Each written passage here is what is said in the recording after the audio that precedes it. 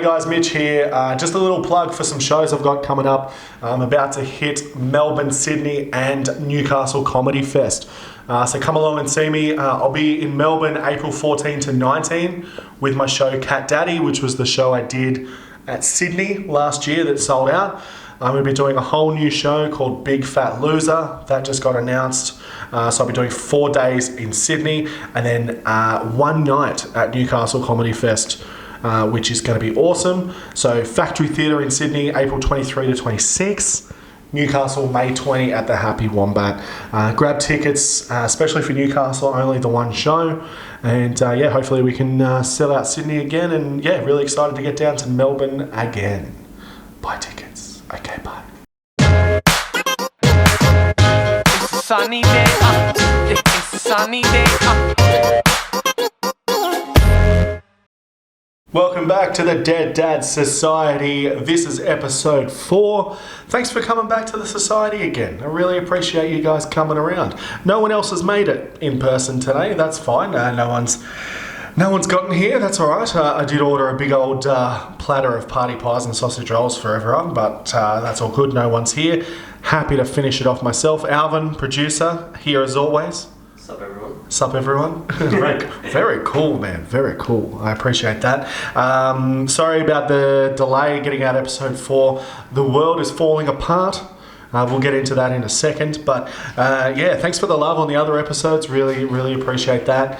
And if you guys want to send us any questions or tell us some stories, hit us up deaddadsociety@gmail.com.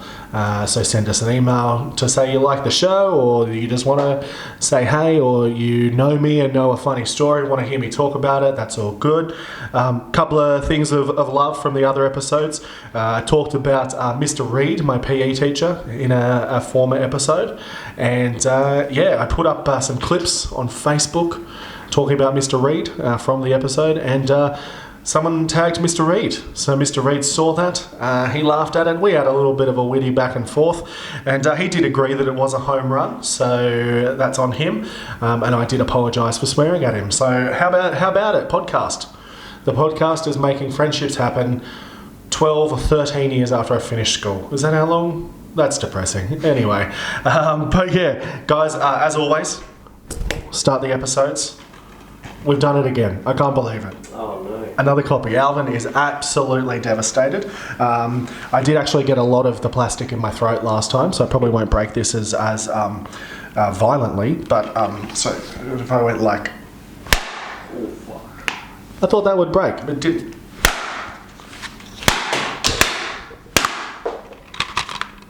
Oh, the disc is still intact, and that's the worst bit. It's going to break in my hand. Anyway, so that's done. We've done it. We did it. Another one. Another 2 copies ruined. How good's that? Keep them coming, please. If you have a copy of Paul Blart, you want to get rid of it, you know where I am. Just hit me up. Email deaddadsociety@gmail.com, and I'll happily tell you where to send it. But yeah, guys, the world is falling apart. Can't believe it. The coronavirus. It's absolutely tearing the world apart. Australia, we had the fires. We went straight into the floods. Everyone around the world must have been thinking we're absolutely taking the piss, right? We're going from fires into the floods, and we're like, hey, we need more money. We need more money now. The fires are gone. Now we have too much water. Please, can we have some money? But everyone thought Australia was taking the piss, and that's fine.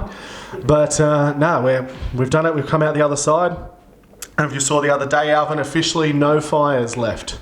Oh really? No fires, completely out. All gone. How good is that? So that's brilliant. Yeah. The world is falling apart. Coronas, floods, fires. It's like that. It's like a bunch of movies all just combined into one. It's like Contagion. I don't know if you saw Contagion with Marion Cotillard and Gwyneth Paltrow. It was like all about. Huge cast. Steven Soderbergh movie, I think, and where there's just a contagious virus spreading around the world, and eventually it takes over. And man's feeling pretty relevant right now. It's the most watched movie at the moment since coronavirus. Yes. That's so funny. Yes. Oh man, wow! Yeah. It's the most watched. Saw that. Yeah. Contagion is the most. Oh, okay. So I think so. that'd be something that Netflix would be sharing. Totally being like, guys, why don't you? I actually tried to search it on Netflix the other day. Not on there. Not on Maybe there. the US Netflix, not sure. Maybe you could get it off Apple again, Oh, yeah, like you did on with those. Paul Blart. That's right. You animal. But yeah, how good. Oh man, yeah, the Contagion. We'll have to watch that. We'll have to watch it. I would love to see it again. But yeah, the world's we're dying. Everyone's like, there's not a huge like death. Well, there's a huge death number. Like any kind of numbers is huge, but the death percentage is not that bad. But it's still scary. Everyone's scary. Everyone's scared. Not scary. Everyone's scared. Toilet paper crisis.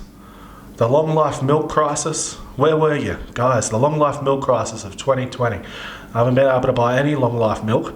There's people fighting over toilet paper. It's absolutely insane. But yeah, we went from fires, floods, coronas.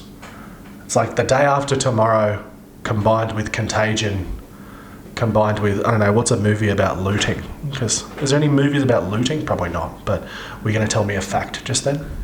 Yeah, I was just confirming that Contagion thing. So right now it's one of the most watched films on several platforms. That makes perfect sense. Yes. That's so yeah, okay. Lucky for Steven Soderbergh and for the cast. I actually thought it was a really good movie. I don't think it got enough love when it came out. But speaking of movies to do with the coronavirus, some sad news this week, and it does tie into one of our favourite subjects. Ana Diarmas chat. We always like to chat about Anna. I actually think I got some plastic in my knuckle there, but Ana Diarmas chat. She's in the new James Bond. She's the new James Bond girl. News came out. James Bond, going to be coming out in a couple of weeks, has been pushed back to November because of the coronavirus. Alvin, I am filthy. I was looking forward to it. I was really looking forward to that. They've released the Billie Eilish theme song. Yeah. Daniel Craig's going to host SNL. Yeah. They better put that back to November as well. Probably will get him back in November. That's a long way. That is a long way away, because they're saying that they reckon this coronavirus will be wrapped up by October, which, you know, we were talking about it earlier, and it's like, you don't see it going that long, but I see it going longer. I don't know, but I get it. I guess you don't want to lose that Chinese market if you're the James Bond people, but I guess a lot of the James Bond producers, but a lot of people are worried. A lot of people are worried about it. Like, so I guess people aren't going to be going to the cinemas as much. I personally would have taken the risk. Want to see me some James Bond. I was very, very keen for it. But yeah, like, so that's been pushed back. Anna, I haven't seen if Anna's commented on it. I haven't seen if Anna has confirmed. I don't think she is dating Bradley Cooper. No. Because I think Bradley Cooper's apparently dating Katie Holmes now. I heard about that. So Yeah. everyone's swapping. I can't keep tabs on whoever's dating who. It's too hard, but we just need to know who Anna's with, just so we can just respect them. Yeah. But yeah, I was really looking forward to that. It's been a pretty dry at the movies lately. I thought, like, we had Birds of Prey came out.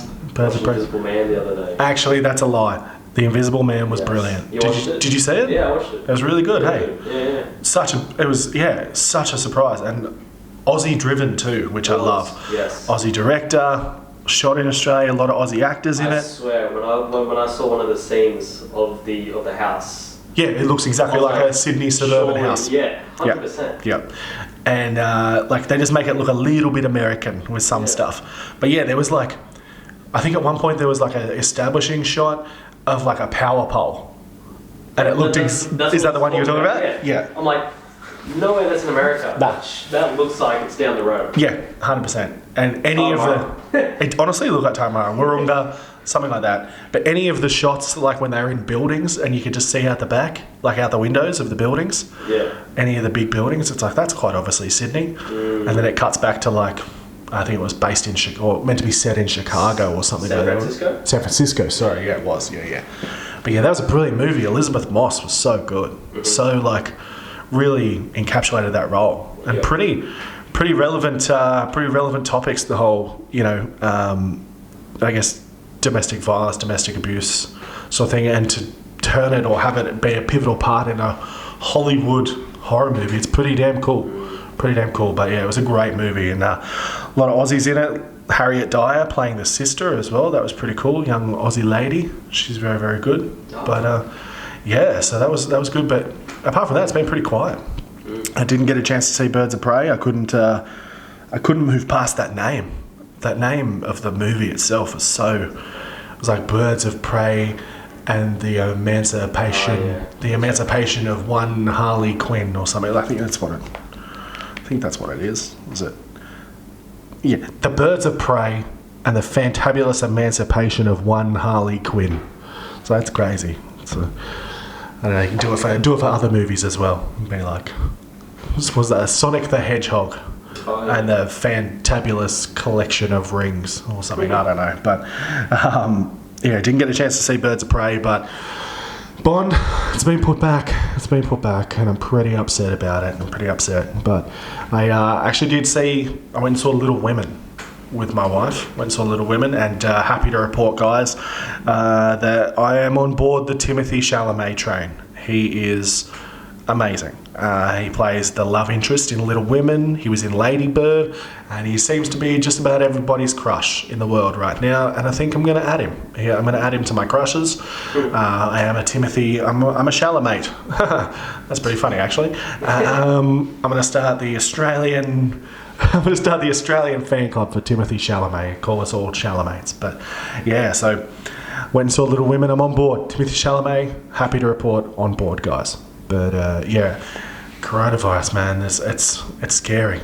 Everyone's all worried, and there's only been at this point when we're recording, I think there was a third death today in Australia, which is it's only 3 people, but obviously very sad, but not as we're not at panic stations yet. But saying that people are going to be spending a lot of time in hospital that do have it, getting quarantined, and man, hospital is not good. It's not good. It's not a fun place.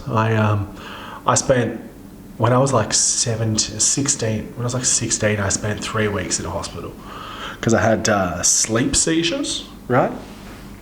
They couldn't figure out why these seizures were happening. I'll explain it, right? So I used to I'd go to bed at night and I would just wake up in the middle of the night just shaking, and I would just need to, if I was in bed, obviously I would be, but most of the time, if I was in bed, I'd just need to get to the wall. I'd need to get off the bed and just get to the wall because I felt that's where it was safe. So I was having these seizures all the time. I'd go to parties with my friends, and then I'd stay at my friends' houses after, and they'd be like, man, you can't stay over anymore. You keep having these seizures in the middle of the night. It's scary. And this one time I had steel cap shoes on. I fell asleep / passed out, right, on my mate's floor, on a mattress, but my feet were off the end of the mattress, and he had a wooden bed, wooden floor. So the mattress is on the wooden floor, and I fell asleep, and I started having a seizure in the middle of the night, and he said that the noise of the steel cap boots banging on the wooden floor is something that will never leave him, right? And I was like, yeah, fair enough, man. I'm so sorry about that. Just didn't mean to make you hate sleep, but yeah, having these crazy sleep seizures, I used to freak out all the time, right? And I couldn't figure out what was going on. I'd literally be laying in bed and I'd be like, I need to get out of bed, and just would I wouldn't say that obviously, but my brain, I was shaking and I was very tense, and it's like my brain would be like, I need to get out of this bed. And eventually went to the hospital and got checked out, got admitted immediately, right? And They just couldn't figure it out. I was in there for 3 weeks while they tried to figure this out. They thought that a couple of weeks beforehand, I had gone to and this will probably show the age that I grew up in. I went to a concert at Hordern Pavilion. I went to The Used at Hordern Pavilion, Screamo emo band, and went and watched their show.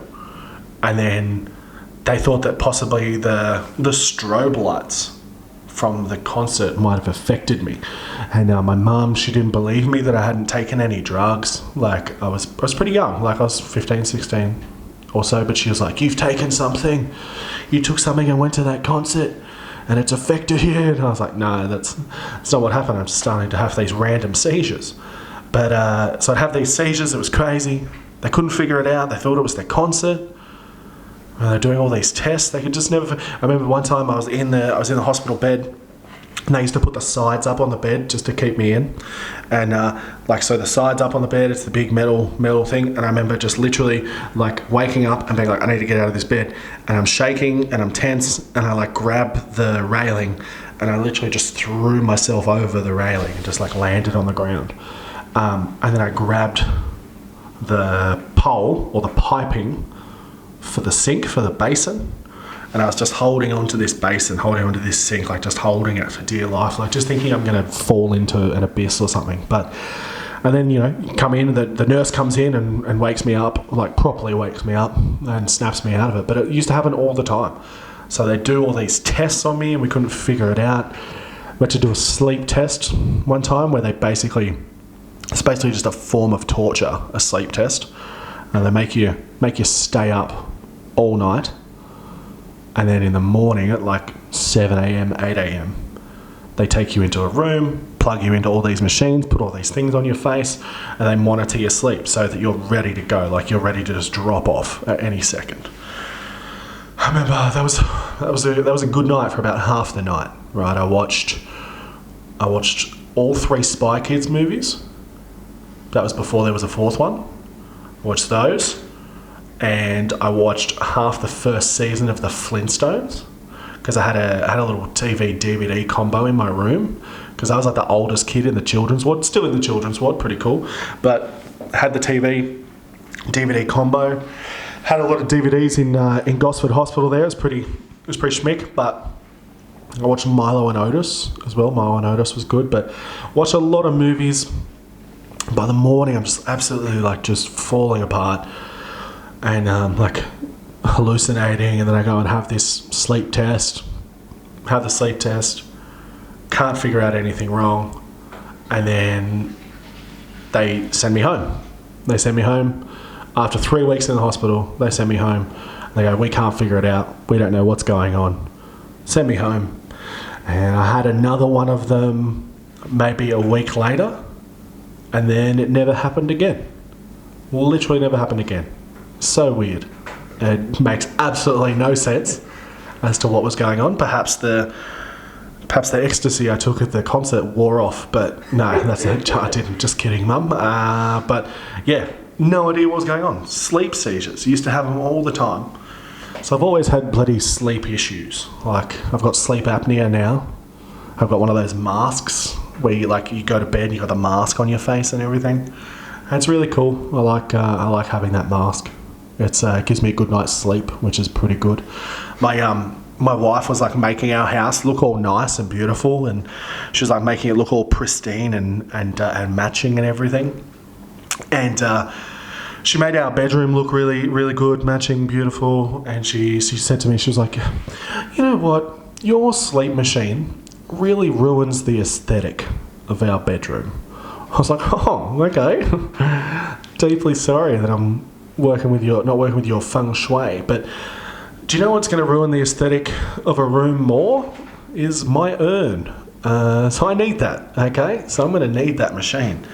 But no, she has a good laugh. But yeah, it's pretty devo about spending 3 weeks in the hospital. Like I missed one of the biggest parties of the year. I was so upset. And I remember, like, it turns out even if I had been well, like if I hadn't been in hospital, I wasn't invited, which is fine. But I remember being in the hospital and like all my friends are messaging me at this party like, oh man, it's the best. Such a good party. Like, man, I'm in hospital. I could die at any moment. I was being dramatic. But I was like, don't stop telling me about this party. I wanted to break out like, I don't know, like some sort of just some sort of rebel, and just break out, go to this party, and then come back. But now I probably just watched some sort of Spy Kids movie or something. That seems to be what I like to do. But yeah, missed out on the big party. I was pretty upset. I think man, what a time. But I got man, I've got to find better. I've got to stop getting myself into situations where I seem to get like shamed in public. It seems to be keep happening. Like a lot of stuff was happening like with the weight loss stuff, where that lady like called me plump and stuff like that. And like colleague, said like, I'm worried about you, but weight loss stuff going all right, by the way. Going good. I got shamed in public the other day again. I had a gig in Newcastle, went to the gig, great gig, was driving back home, stopped to get some petrol, and stopped at the Shell to get petrol, and I'm standing there like waiting to fill up the petrol for ages, and the guy's not coming. So eventually, with 2 or 3 minutes, I'm waiting for him to like give the okay on the petrol pump. When it's like late night, they've got to give you the authority to fill up. And eventually, I just go to the door, and I'm like, I'm just gonna go ring the doorbell, talk to this guy, and say like, can you turn me on? That's weird. Can you turn the pump on? And I went to the door, and I'm standing there. I pressed the button a couple of times. No one's coming out. Eventually, another couple, I believe the term is a bogan couple, a man, lady, pull up. They're just coming in to get some snacks. The lady comes up. She goes, where is he? I don't know. He hasn't come out yet. She goes, did you press the doorbell? I was like, oh, did I press the doorbell? The most fundamental thing that human beings do to gain access to anywhere, apart from knocking, pressing the doorbell or knocking, right on the same level. Oh, nah, I didn't think to do that, lady, as is what I thought. I just said, yeah, pressed it. Yep. And she's like, press it again. And I was like, he'll come. And then she reached over and she just pressed the button for like 30 seconds in a row. Just like, da-ding, da-ding, da-ding, da-ding, da-ding, da-ding, da-ding, da-ding, da-ding, da-ding. I was like, oh my God, this lady. And then the guy doesn't come out. Still doesn't come out. She gets the shits. Gets back in the car with the guy and then leaves. And I was like, mad. Like, what? Now this guy is going to come out and think that I'm just the psychopath doorbell guy who's sitting there pressing the button. Anyway, he did. I pressed the doorbell once more, and then he eventually came out and was like, oh, I'm sorry, was that the doorbell before? And I was like, yeah. And he goes, oh, I'm so sorry about that. I was just in the cool room. And he was just over the top apologetic, just thinking that I'm this psychopath who's like just going to flip out and smash the door, like smash him up for not opening in. But yeah, I got in there. I got my petrol. I played it cool. I was probably too cool. I was probably being too nice to him because I think that I thought that he thought I was the angry guy, but I wasn't the angry guy. I was the cool, chilled. Like 2 seconds ago, I was like, yeah, I don't know. He's not around. I don't know where he is. But this lady was just like, bah, bah, bah, bah, bah, bah, bah, bah, like pressing the doorbell. She leaves. Perfect crime. Makes me look like a psychopath. But that's fine. But yeah, we're best friends now. But totally just got like, just to ask me that question, like, did you ring the doorbell? Like, that's just such a fundamental thing. That's when you walk up to a pedestrian crossing and you're standing at a pedestrian crossing and you press the button a couple of times and then someone comes up and they like look at you and assess you and you can tell that their brain has gone like, I wonder if this guy's pressed the button. Like they look at you and be like, I wonder if this guy's smart enough to press the button. And then they press the button and it's like you just kind of look at them and you're like, I pressed it. Like, I'm a smart guy. I know how to cross the street. Like I'm not just this crazy simpleton dude who can't cross the street. I know how to press a button, lady. But I didn't know why I said lady. Could be a man. Men can cross the street too. But yeah, it was. I got shamed. It's pretty sad about being shamed again. I got big time shamed at a gig the other night. I had a gig in Caringbah down in the Shire. What's it? God's country. Down, is that right? Nah, probably not. But down in the Shire at Caringbah, and it was a good little lineup of people.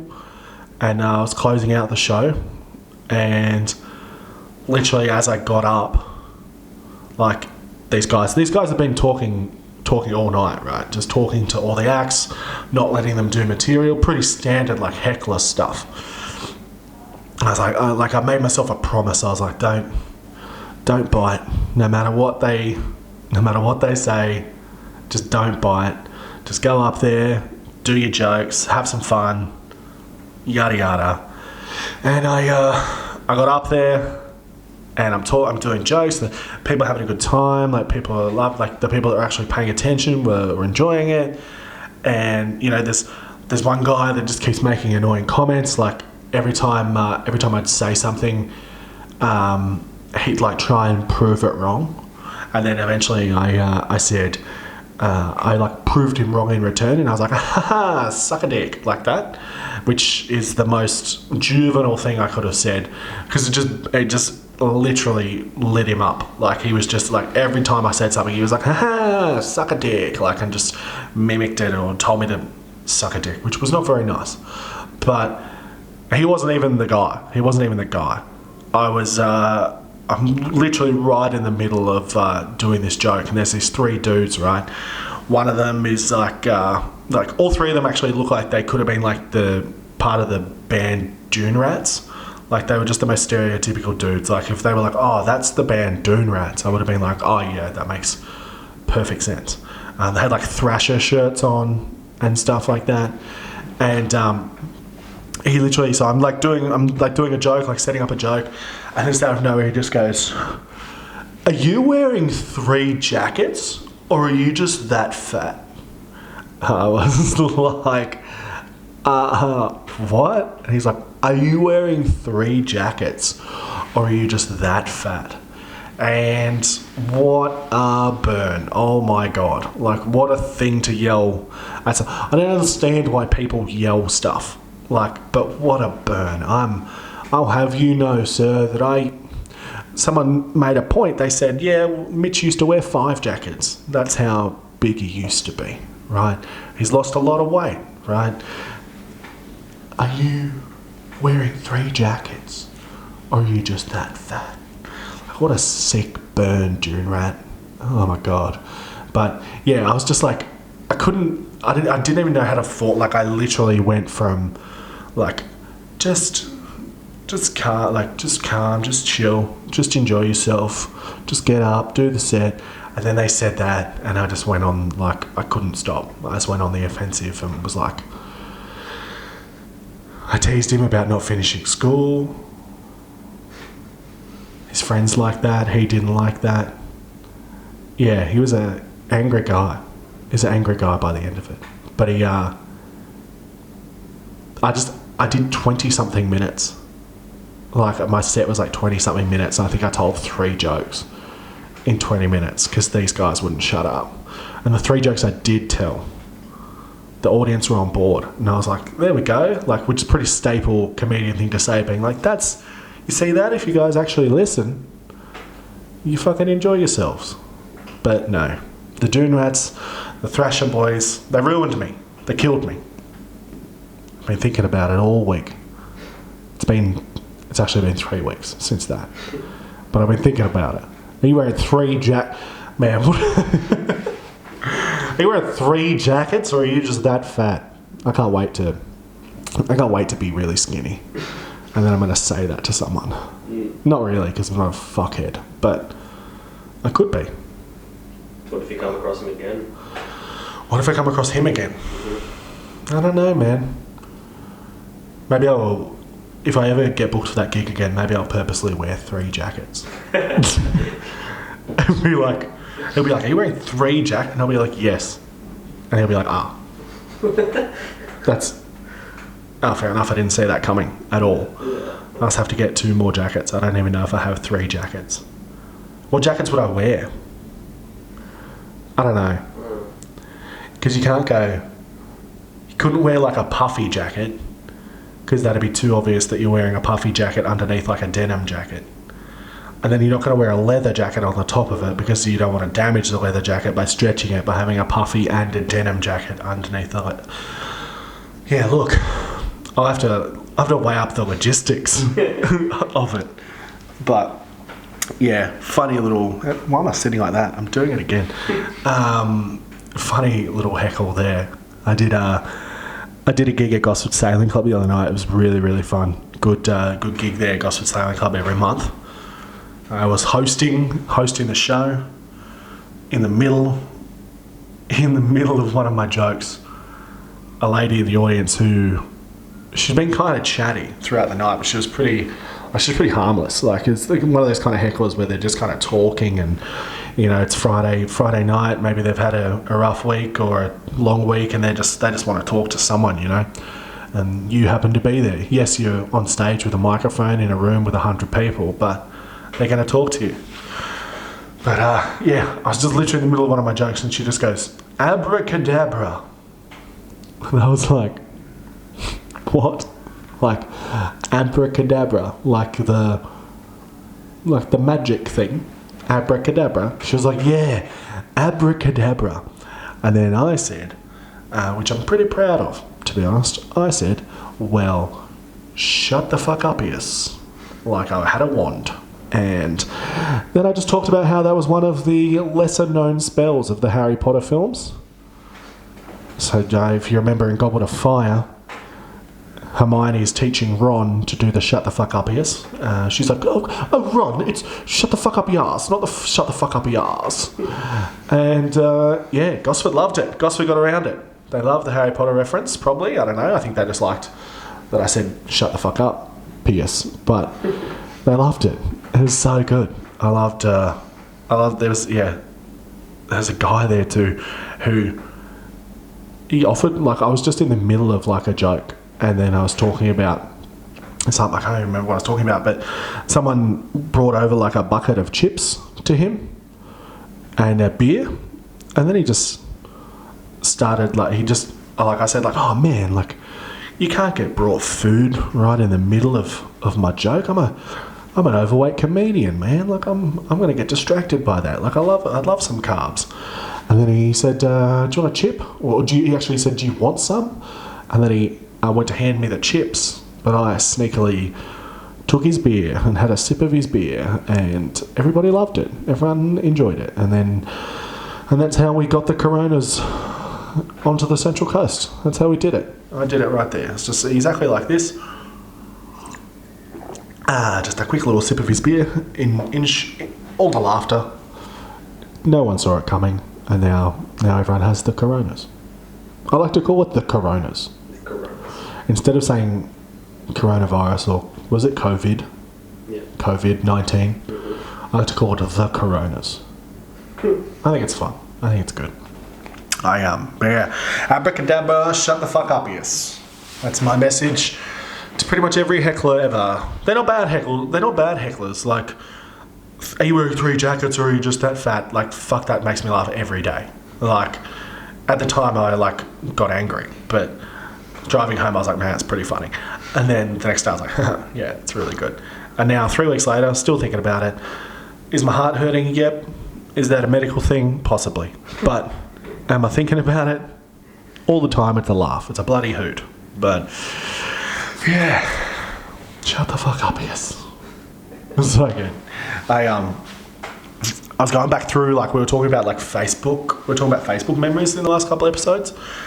I was going through my Facebook memories, and it had a thing about, it was like it's just a really douchey thing to say, but it was kind of like one of those quizzes where it was like, what's your name? What's your age? What's your this? What's your biggest regret?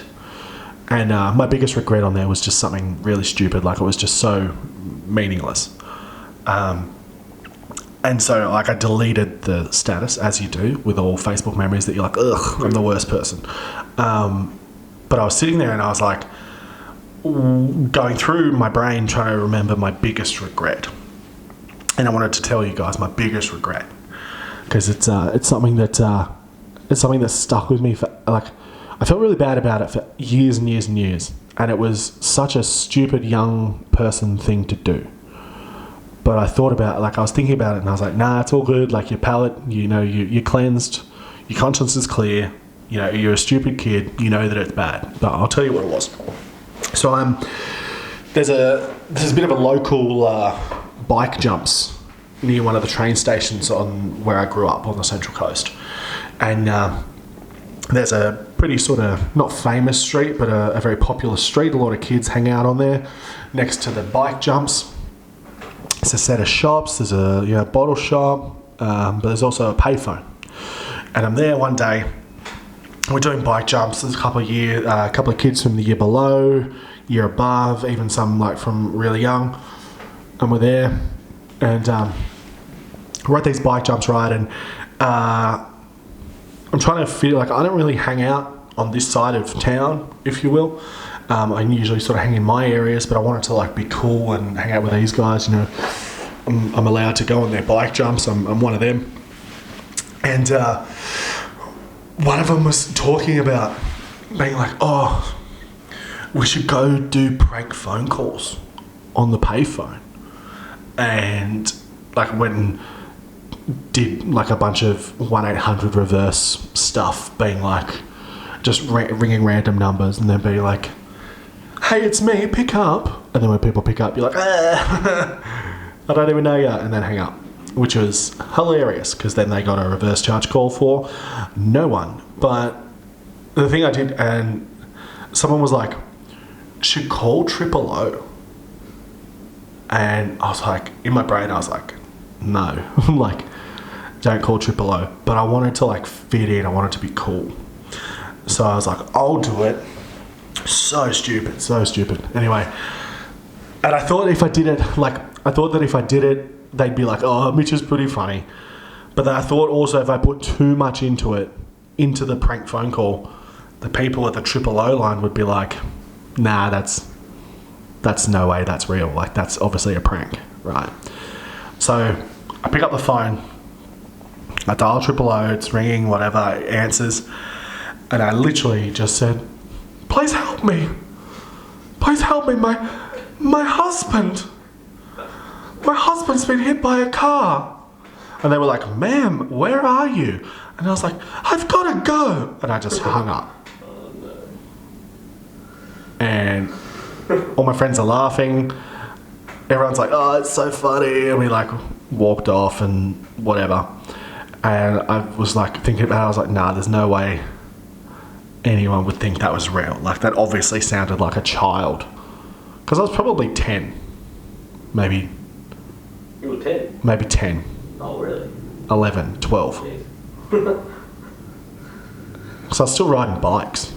I was still loving bike jumps. Yeah, probably 12. I was still in primary school.